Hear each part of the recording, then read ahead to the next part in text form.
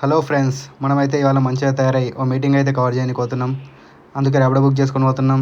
Location ఎక్కడ అనుకుంటున్నారా? Hospital కాదు, CM Revanth Reddy meeting at Shilpakala వేదిక.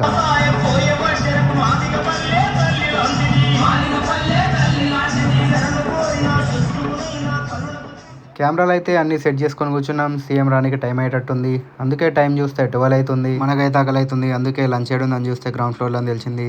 అందుకే దారి తెలియకపోయినా ఎత్తుక్కుంటూ పోయినా తినేసినాం. మన సీఎం అయితే వచ్చేసిండు.